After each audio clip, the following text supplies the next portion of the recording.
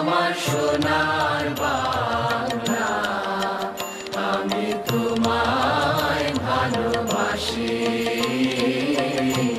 চিরদিন তোমার আকাশ, চিরদিন তোমার আকাশ, তোমার বাতাস আমার প্রাণে।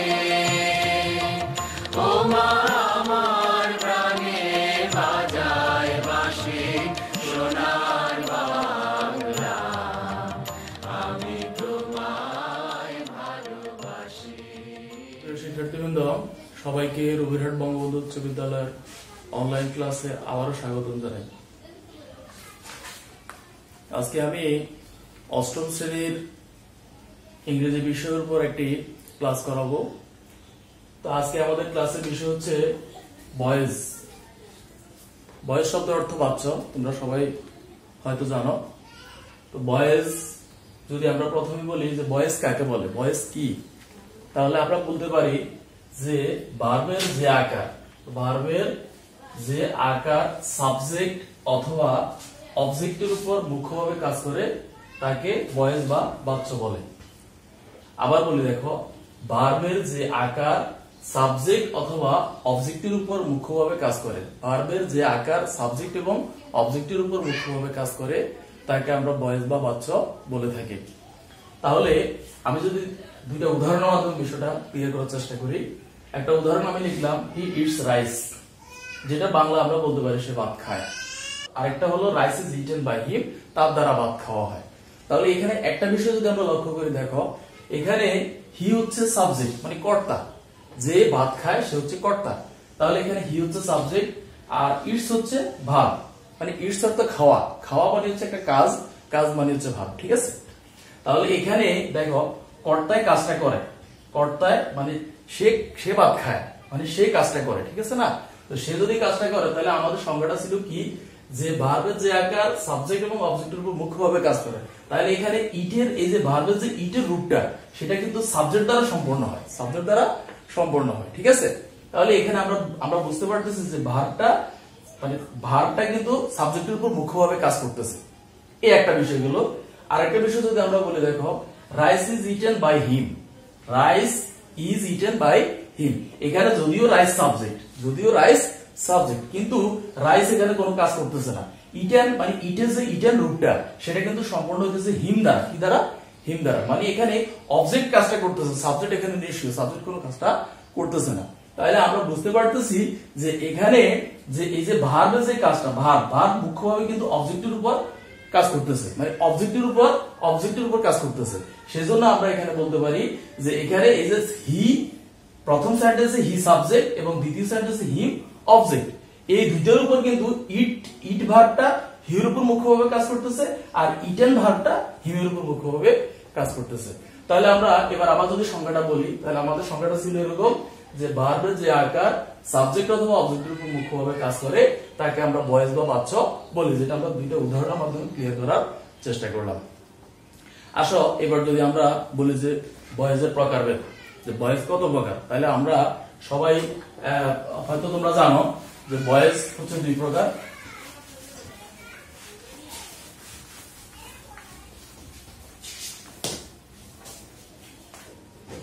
তো বয়েজের প্রকার, বয়েজ আমরা জানি বয়েজ দুই প্রকার, তাহলে আমরা লিখব যে বয়েজ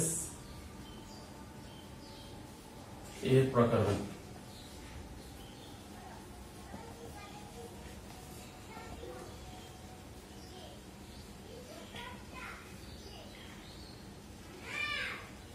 বয়েজ দুই প্রকার, এক অ্যাক্টিভ বয়েজ, যেটাকে আমরা বলি কর্তৃবাচ্য,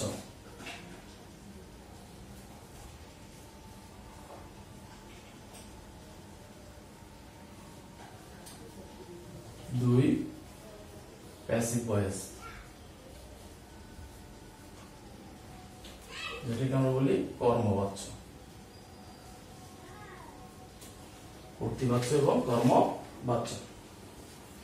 তাহলে দেখো এখন যদি আমরা বলি যে অ্যাক্টিভ ভয়েস কি, এটা সংজ্ঞাটা যদি বলতে চাই, তাহলে অ্যাক্টিভ ভয়েস হচ্ছে যে বাক্যে সাবজেক্ট সক্রিয় হয়ে কাজ করে, যে বাক্যে সাবজেক্ট সক্রিয় হয়ে কাজ করে তাকেই বলা হয় অ্যাক্টিভ ভয়েস। একটা উদাহরণ যদি দিই আমি, দেখো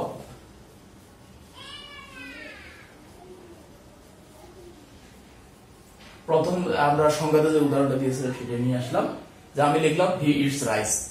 তাহলে আমাদের অ্যাক্টিভ ভয়েসের সংজ্ঞা হচ্ছে যে বাক্যে সাবজেক্ট নিজে সক্রিয় হয়ে কাজ করে তাকে আমরা অ্যাক্টিভ ভয়েস বলি। তাহলে এখানে হি হচ্ছে সাবজেক্ট, কর্তা, হি হচ্ছে সাবজেক্ট, আর ইট হচ্ছে ভার্ব, আর রাইস হচ্ছে অবজেক্ট।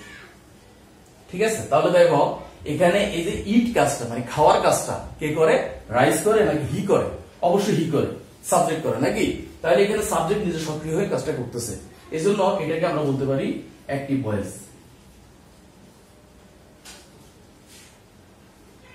অ্যাক্টিভ ভয়েস আমরা এটাকে বলতে পারি অ্যাক্টিভ ভয়েস। ঠিক আছে, তাহলে বিষয়টা ক্লিয়ার যে অ্যাক্টিভ ভয়েস কাকে বলে?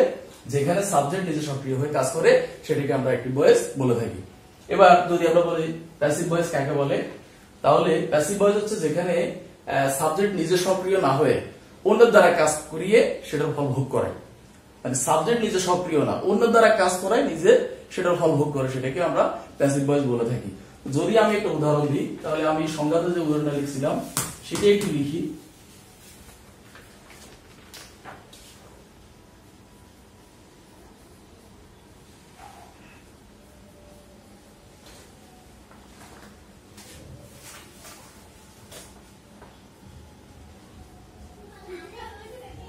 আমি লিখলাম rice is eaten by him.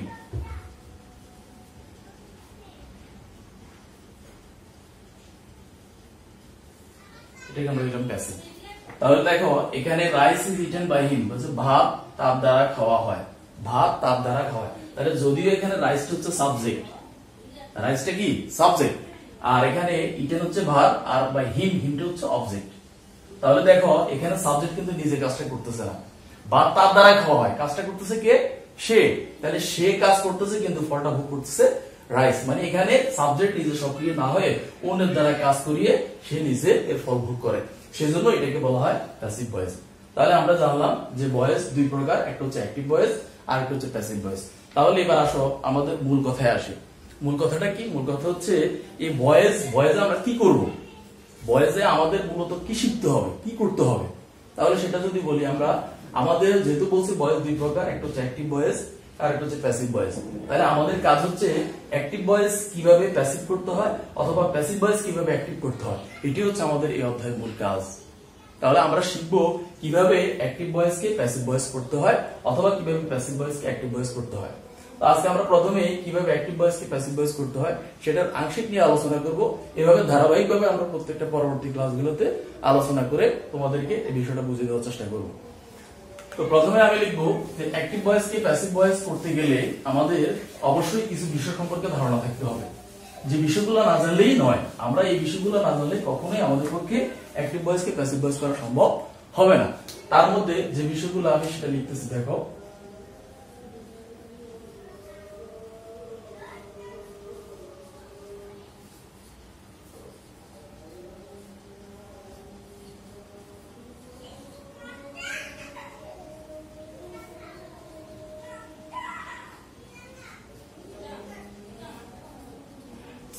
Voice change করতে যে বিষয়সমূহ প্রয়োজন তার মধ্যে একটি হচ্ছে সেন্টেন্স। তো দেখো সেন্টেন্স এটা আমাদের একদম প্রাথমিক লেভেলের পড়া। আমরা যখন মনে করো প্রাথমিক বিদ্যালয়ে পড়ি তখনই তোমরা অবশ্যই তোমাদের টিচাররা তোমাদেরকে পড়িয়েছে সেন্টেন্স কি। তারপরও আমি একটু ডিটেলস মানে বলার চেষ্টা করবো বিষয়টা তোমাদের মানে স্মরণ করিয়ে দেওয়ার জন্য। তো সেন্টেন্স কি, যদি আমি বলি যে সেন্টেন্স কি, বলতে পারবো তোমরা? সেন্টেন্স হচ্ছে কতগুলো ওয়ার্ড পাশাপাশি বসে অর্থপূর্ণ মনের ভাব প্রকাশ করে, তাহলে সেটাকে আমরা সেন্টেন্স বলে থাকি। আর তোমরা নিশ্চয়ই জানো সেন্টেন্স পাঁচ প্রকার। কি কি? একটা হচ্ছে অ্যাসার্টিভ সেন্টেন্স, একটা হচ্ছে ইন্টারোগেটিভ সেন্টেন্স, একটা হচ্ছে ইম্পারেটিভ সেন্টেন্স, একটা অবজেক্টিভ সেন্টেন্স, আর একটা হচ্ছে এক্সক্লেমেটরি সেন্টেন্স। ঠিক আছে, তাহলে এই পাঁচ প্রকার সেন্টেন্সের মধ্যে আমাদের ভয়েস চেঞ্জ করতে মাত্র তিন প্রকার কাজে লাগবে। কি কি? সেটা হচ্ছে অ্যাসার্টিভ সেন্টেন্স, অ্যাসার্টিভ, দুই ইন্টারোগেটিভ সেন্টেন্স।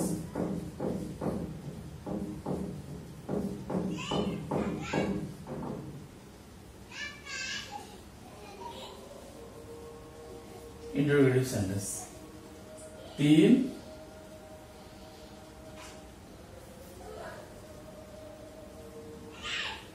Imperative sentence.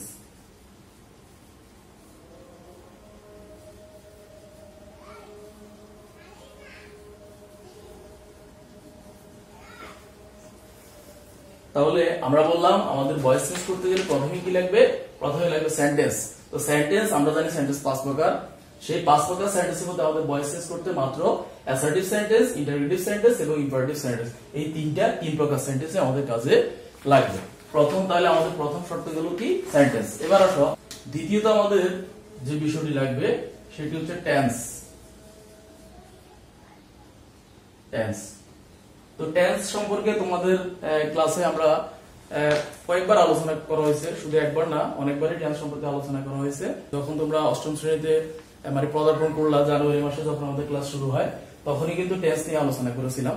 মনে আছে কিনা তোমাদের আমি জানি না, তবে আমি আবার একটু বলি যে একটু স্মরণ করানোর জন্য যে টেন্সটা কি। টেন্স হচ্ছে যে ভার্বের কার্য সম্পাদনের সময়। টেন্স কি? ভার্বের বা ক্রিয়ার কাজ সম্পন্ন করার সময়, ঠিক আছে? তাহলে টেন্স, আমরা যদি টেন্সের সংজ্ঞা বলতে চাই আমরা বলবো যে ভার্বের কার্য সম্পাদন করার সময়কে টেন্স বলে। আর টেন্স সাধারণত আমরা জানি টেন্স হচ্ছে 3 প্রকার। কত প্রকার? টেন্স 3 প্রকার: present tense, first tense, future tense. Present tense, first tense, future tense. আবার প্রত্যেক প্রকার টেন্সকে তোমরা জানো 4 ভাগে ভাগ করে, ঠিক কি না? কয় ভাগে ভাগ করে? 4 ভাগে ভাগ করে। কি কি? একটা হচ্ছে ইনডেফিনিট, একটা হচ্ছে কন্টিনিউয়াস, একটা হচ্ছে পারফেক্ট, একটা হচ্ছে পারফেক্ট কন্টিনিউয়াস, ঠিক কি না বন্ধুরা? তাহলে এবার আসো, তো টেন্স আমরা জানলাম যে টেন্সের সংজ্ঞা জানলাম, টেন্স 3 ভাগে বিভক্ত সেটা জানলাম, আবার প্রত্যেক প্রকার টেন্সকে 4 ভাগে বিভক্ত করে সেটাও আমরা জানলাম। আমাদের এই ভয়েস চেঞ্জের ক্ষেত্রে কিন্তু টেন্সের যেহেতু টেন্স বলছি 3 প্রকার, আবার প্রত্যেক প্রকার 4 ভাগে বিভক্ত, তার মানে আমাদের 3 কে 4 দিয়ে গুণ করলে 12 হয়। মানে আমাদের এই টেন্সের মধ্যে আছে 12টা ফর্ম, যেটাকে আমরা 12টা স্ট্রাকচার বলে থাকি, ঠিক কি না? তো আমাদের এখানে ভয়েস চেঞ্জ করতে গেলে কিন্তু 12টা স্ট্রাকচারের প্রয়োজন হবে না। ভয়েস চেঞ্জ করতে গেলে আমাদের মাত্র লাগবে প্রত্যেক প্রকার টেন্সের 3টা স্ট্রাকচার গুলো লাগবে। যেমন কি কি? একটা হচ্ছে ইনডেফিনিট, একটা হচ্ছে ইনডেফিনিট,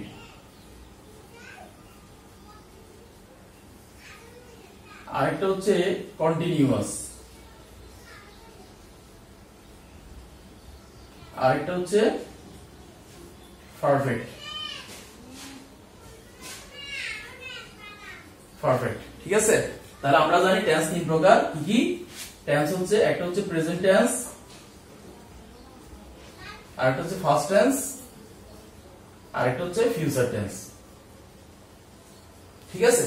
তো এই 3 প্রকার টেন্সের আমাদের প্রত্যেক প্রকার টেন্সের 3টা গঠন প্রণালী আমাদের এই ভয়েস চেঞ্জের কাজে লাগবে। 3টা গঠন প্রণালী কি কি? একটা হচ্ছে ইনডেফিনিট, ইনডেফিনিট, আরেকটা হচ্ছে কন্টিনিউয়াস, আরেকটা হচ্ছে পারফেক্ট। বুঝতে পারছো শিক্ষার্থী বন্ধুরা? এবার আসো আমরা যদি একটু গঠন প্রণালীগুলো নিয়ে আলোচনা করি, যে টেন্সের এই প্রত্যেক প্রকার টেন্সের 3টা গঠন প্রণালীর স্ট্রাকচার গুলো যদি একটু আলোচনা করি তোমাদের সুবিধার্থে। যেমন প্রেজেন্ট ইনডেফিনিট টেন্সের গঠন প্রণালীটা কি বলতে পারবা কেউ? আচ্ছা আমি বলে দিচ্ছি। প্রেজেন্ট ইনডেফিনিট টেন্সের গঠন প্রণালী হচ্ছে সাবজেক্ট প্লাস ভার্বের বেস ফর্ম, বা আমরা যেটাকে ভার্বের মূল রূপ বলে থাকি, ঠিক আছে? সাবজেক্ট প্লাস ভার্বের base form plus object, subject plus ভার্বের বেস ফর্ম প্লাস অবজেক্ট, ঠিক আছে? এরপরে আসো আমরা যদি বলি প্রেজেন্ট কন্টিনিউয়াস টেন্সের গঠন প্রণালী কি, তাহলে আমরা বলবো সাবজেক্ট প্লাস এম ইজ আর। সাবজেক্টের পরে হয় এম বলবে, না হয় ইজ বলবে, না হয় আর বলবে, সেটা পার্সনের উপর ডিপেন্ড করবে বা সাবজেক্টের উপর ডিপেন্ড করবে। এরপরে ভার্বের শেষে আই এন জি যুক্ত হবে। কি যুক্ত হবে? আই এন জি যুক্ত হবে। এরপর বাড়তি অংশ যদি থাকে সেটা বলবে। এরপর আসো present perfect tense. Present perfect টেন্সের গঠন প্রণালী কি? প্রেজেন্ট পারফেক্ট টেন্সের গঠন প্রণালী হচ্ছে সাবজেক্ট প্লাস হ্যাভ অথবা হ্যাজ, ভার্বের ফার্স্ট পার্টিসিপল। ভার্বের ফার্স্ট পার্টিসিপল সেটা আবার কি? আমরা জানি ভার্বের 3টা ফর্ম। কয়টা ফর্ম? 3টা ফর্ম, 3টা রূপ। একটা হচ্ছে প্রেজেন্ট, আরেকটা হচ্ছে ফার্স্ট, একটা হচ্ছে ফার্স্ট পার্টিসিপল। মানে একটা ভার্বের 3টা রূপ থাকে, প্রেজেন্ট, ফার্স্ট, ফার্স্ট পার্টিসিপল। তাহলে এখানে আমাদের এই প্রেজেন্ট পারফেক্ট টেন্সের ক্ষেত্রে আমাদের কি বলবে? ভার্বের ফার্স্ট পার্টিসিপল বলবে। কি বলবে? ভার্বের ফার্স্ট পার্টিসিপল বলবে। আবার বলি আমি, তাহলে গঠন প্রণালীটা কি? সাবজেক্ট প্লাস হ্যাভ অথবা হ্যাজ প্লাস ভার্বের ফার্স্ট পার্টিসিপল, এরপর বাড়তি অংশ থাকলে সেটা বসবে। এখন এই হ্যাভ হ্যাজ কিভাবে বসে সেটাও তোমরা নিয়ম জানো। তারপর আবার একটু বলি যে পার্সন ভেদে হ্যাভ অথবা হ্যাজ বসাতে হয়। যদি সাবজেক্ট থার্ড পার্সন সিঙ্গুলার হয় তাহলে বসবে হ্যাজ, আদারওয়াইজ সর্বক্ষেত্রে আমরা হ্যাভ ব্যবহার করব। বিষয়টা ক্লিয়ার বন্ধুরা?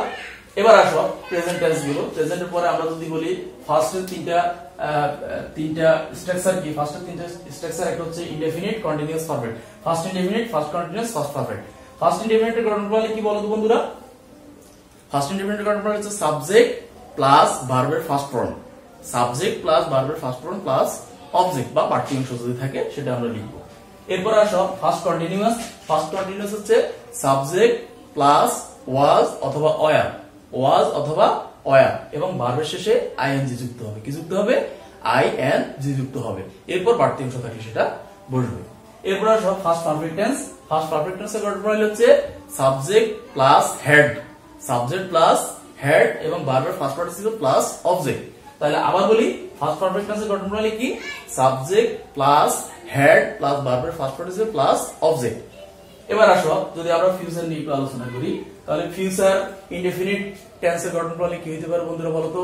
ফিউচার ইনডেফিনিট টেন্সের গঠন প্রণালী হচ্ছে subject plus shall will, subject plus shall will এবং ভার্বের প্রেজেন্ট ফর্ম প্লাস অবজেক্ট, ভার্বের প্রেজেন্ট ফর্ম প্লাস অবজেক্ট। এরপর আসো ফিউচার কন্টিনিউয়াস। ফিউচার কন্টিনিউয়াস এর গঠন প্রণালী হচ্ছে subject plus shall be, will be, ভার্বের শেষে আইএনজি এবং শেষে বাড়তি অংশ যদি থাকে সেটা বসবে। এরপর আসো ফিউচার কি? Future perfect tense. তো ফিউচার পারফেক্ট টেন্সের গঠন প্রণালী কি? ফিউচার পারফেক্ট টেন্সের গঠন প্রণালী হচ্ছে subject plus shall have, will have, এরপরে ভার্বের ফার্স্ট পার্টিসিপল প্লাস অবজেক্ট। তাহলে বিষয়টা ক্লিয়ার বন্ধুরা? আমরা টেন্স নিয়ে একটু আলোচনা করলাম। টেন্স বলতে আমাদের ভয়েস চেঞ্জ করতে গেলে টেন্সের যে ফর্মগুলো লাগবে সেই বিষয়গুলো নিয়ে আমরা একটু আলোচনা করলাম। এরপর আমাদের যে বিষয়টা লাগবে দেখো, থার্ড নাম্বার আমাদের যে বিষয়টা লাগবে সাবজেক্ট এবং অবজেক্ট সম্পর্কে আমাদের ধারণা থাকতে হবে। কি সম্পর্কে ধারণা থাকতে হবে বন্ধুরা? সাবজেক্ট এবং অবজেক্ট সম্পর্কে। একটা সেন্টেন্স দেখে আমাদেরকে বুঝতে হবে যে এটা সাবজেক্ট কি হতে পারে আর অবজেক্ট কি হতে পারে। তাহলে সাবজেক্ট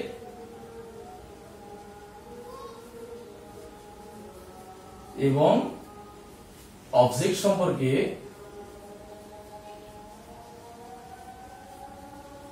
ধারণা থাকতে হবে।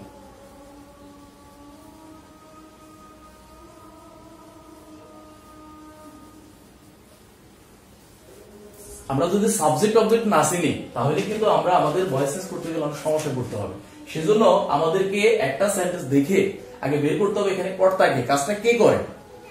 যেই কাজটা করে সে হচ্ছে কর্তা বা সাবজেক্ট, আর অবজেক্ট হচ্ছে আমাদের সাধারণত সেন্টেন্সে অবজেক্ট থাকতে হবে, এটা কিন্তু বাধ্যতামূলক না। অবজেক্ট থাকতেও পারে নাও থাকতে পারে, ঠিক আছে? কিন্তু সাবজেক্ট অবশ্যই আমাদের সাবজেক্ট এবং অবজেক্ট সম্পর্কে ধারণা থাকতে হবে, তাহলেই আমরা একটা এই অ্যাক্টিভ ভয়েসকে আমরা প্যাসিভ ভয়েসে রূপান্তর করতে পারবো, অথবা একটা প্যাসিভ ভয়েসকে আমরা অ্যাক্টিভ ভয়েসে রূপান্তর করতে পারবো।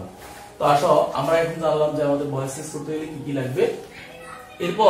এবার যদি আমরা ভয়েস চেঞ্জ করি, ভয়েস চেঞ্জ করতে গেলে আমাদের প্রত্যেকটা এই যে সেন্টেন্সের কথা বললাম, প্রত্যেকটা সেন্টেন্স ওয়াইজ আলাদা আলাদা আমাদের রুল রয়েছে। তো আজকে আমরা অ্যাসার্টিভ সেন্টেন্সের একটা রুল নিয়ে আলোচনা করব। তো সেই বিষয়টা একটু তোমরা দেখো।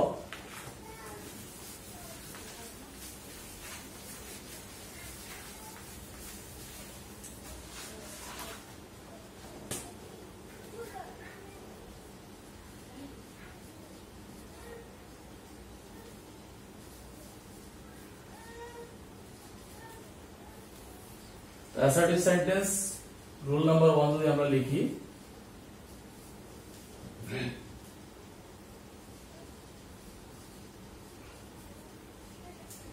অবজেক্টকে সাবজেক্ট করতে হবে। অ্যাক্টিভ ভয়েস থেকে প্যাসিভ ভয়েস করতে হলে এটাও লিখে দিই আমরা, অ্যাক্টিভ টু প্যাসিভ, তাহলে বুঝতে সুবিধা হবে। তো active to passive, active to passive করতে গেলে অ্যাসার্টিভ সেন্টেন্সের ক্ষেত্রে রুল 1 হচ্ছে অবজেক্টকে সাবজেক্ট করতে হবে, অবজেক্টকে সাবজেক্ট করতে হবে, প্লাস টেন্স ও পার্সন অনুযায়ী,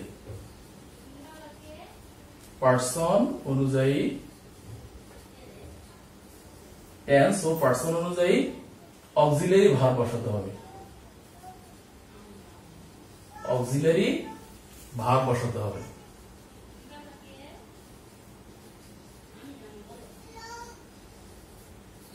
ভার বসাতে হবে প্লাস ভার্বের ফার্স্ট পার্টিসিপল।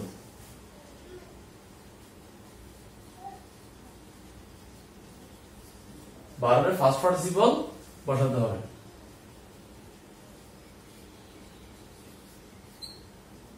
ভার্বের ফার্স্ট পার্টিসিপল বসাতে হবে প্লাস বাই বসবে, বাই প্লাস বাড়তি অংশ বা অবজেক্ট বা বাড়তি অংশ যদি থাকে বসবে। তাহলে আমরা এখন যেটা লিখলাম সেটা হচ্ছে অ্যাসার্টিভ সেন্টেন্সের অ্যাক্টিভ টু প্যাসিভ করার রুল। একটা রুল লিখলাম আমরা, সেটা হচ্ছে কি অবজেক্টকে সাবজেক্ট করতে হবে। একটা সেন্টেন্স পড়ে আমাদেরকে প্রথমে বের করতে হবে যে কোনটা সাবজেক্ট কোনটা অবজেক্ট। এরপর আমরা অবজেক্টকে কি করব, অবজেক্টকে সাবজেক্ট করব, অবজেক্টকে কি করব সাবজেক্ট করব। তারপর আমরা টেন্স ও পার্সন অনুযায়ী অক্সিলিয়ারি ভার্ব বসাতে হবে। তো টেন্স ও পার্সন অনুযায়ী অক্সিলিয়ারি ভার্ব বসাতে হবে। এরপরে কি করতে হবে আমাদেরকে, যে ভার্বের ফার্স্ট পার্টিসিপল বসাতে হবে, ভার্বের ফার্স্ট পার্টিসিপল বসাতে হবে। তারপর কি করতে হবে, বাই বসাতে হবে। এরপর আমাদের যেই সাবজেক্ট থাকবে সাবজেক্টকে আমরা অবজেক্ট করব। এখানে বিষয়টা একটু ক্লিয়ার করে যদি লিখি আমরা, তাহলে সেটা কি হবে, সেটা হবে অবজেক্ট, সাবজেক্টকে অবজেক্ট করতে হবে, সাবজেক্টকে অবজেক্ট করতে হবে, অবজেক্ট করতে হবে। তাহলে বিষয়টা আরো ক্লিয়ার হয়ে যাবে তোমাদের কাছে। ঠিক আছে, এবার আসো একটা কথা আমি এখানে বললাম যে টেন্স ও পার্সন অনুযায়ী অক্সিলিয়ারি ভার্ব বলবে, টেন্স ও পার্সন অনুযায়ী অক্সিলিয়ারি ভার্ব বসাতে হবে।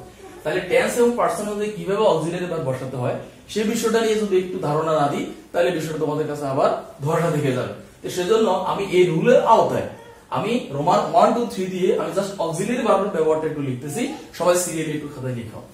রুল 1 এর আওতায় আমরা আবার রোমান 1 দিয়ে লিখবো, রোমান 1 দিয়ে লিখবো আমরা যে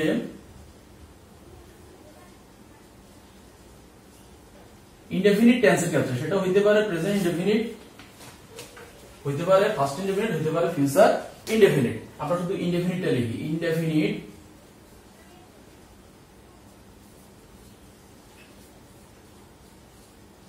টেন্স এর ক্ষেত্রে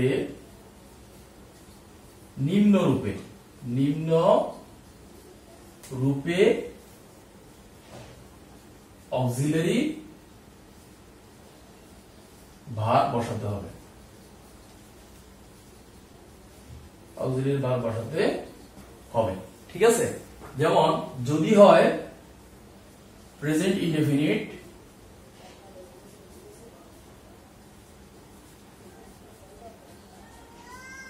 যদি হয় প্রেজেন্ট ইনডেফিনিট তাহলে অ্যাক্টিভ থেকে প্যাসিভ করতে গেলে কি করতে গেলে, অ্যাক্টিভ থেকে প্যাসিভ করতে গেলে আমাদের প্যাসিভ সেন্টেন্স যখন আমরা করব তখন সেখানে অক্সিলিয়ারি ভার্ব বলবে am অথবা is অথবা are, am অথবা is অথবা are। বুঝতে পারছো শিক্ষার্থী বন্ধুরা, যে যখন প্রেজেন্ট ইনডেফিনিট টেন্স কে আমরা অ্যাক্টিভ থেকে প্যাসিভ করব তখন সেটা যদি অ্যাসার্টিভ সেন্টেন্স হয় তাহলে আমাদের প্যাসিভ করতে গেলে অক্সিলিয়ারি ভার্ব বলবে am অথবা is অথবা are। তো কখন am বলবে, কখন is বলবে, কখন are বলবে, এই বিষয়টাও যদি একটু ক্লিয়ার করি তাহলে আমরা সাধারণত সাবজেক্ট যদি I হয়, সাবজেক্ট কি হয় I, সাবজেক্ট যদি I হয় তাহলে I এর সাথে বলবে am, I এর সাথে কি বলবে am বলবে। আর is বলবে কার সাথে, সিঙ্গুলার সাবজেক্টের সাথে। সিঙ্গুলার মানে এক বচন, সাবজেক্ট যদি এক বচন হয় সিঙ্গুলার হয় তাহলে তার সাথে is বলবে, আর সাবজেক্ট যদি প্লুরাল হয় বহুবচন হয় তাহলে তার সাথে are বলবে। বিষয়টা ক্লিয়ার। এবার আসো বি নাম্বার যেটা, সেটা হচ্ছে ফার্স্ট ইনডেফিনিট।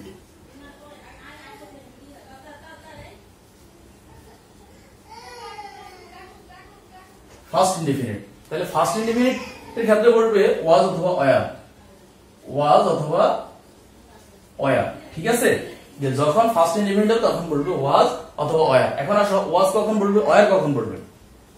তো ওয়াজ বলবে কার সাথে, ওয়াজ বলবে সিঙ্গুলার সাবজেক্টের সাথে, যখন সাবজেক্টটা সিঙ্গুলার হবে তখন ওয়াজ বলবে, আর যখন সাবজেক্টটা প্লুরাল হবে তখন ওয়ার বলবে। এরপর আসো সি নাম্বার, সি নাম্বার হচ্ছে future indefinite.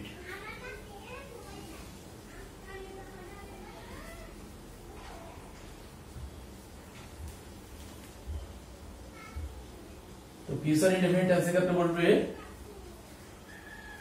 shall be, will be, shall be, will be। তাহলে এখন আসলে shall be, will be ব্যবহারটা ঠিক সেম, পারসন যদি হয়ে থাকে, সাবজেক্ট যদি থার্ড পারসন সিঙ্গুলার হয় তাহলে will be বলবে, আদারওয়াইজ অন্য সব ক্ষেত্রে আমরা shall be ব্যবহার করতে পারি। এবার আসো, এবার আমরা একটা উদাহরণের মাধ্যমে দেখাবো কিভাবে অ্যাসার্টিভ সেন্টেন্স কে অ্যাক্টিভ ভয়েস থেকে প্যাসিভ ভয়েস করতে হয়। তো এটা আমি মুছে ফেলি, তোমরা লিখছো তো সবাই নাকি? আচ্ছা ঠিক আছে।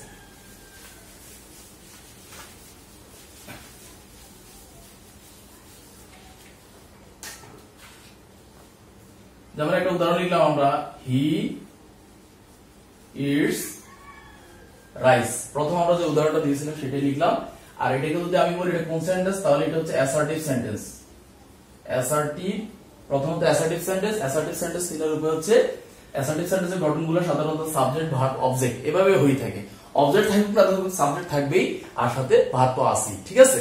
এইভাবে দেখলে আমরা বুঝবো, বা সাধারণত বাংলায় আমরা বুঝি যেটা তারা সাধারণ বিবৃতি বোঝায় সেটাকে অ্যাসার্টিভ সেন্টেন্স বলে।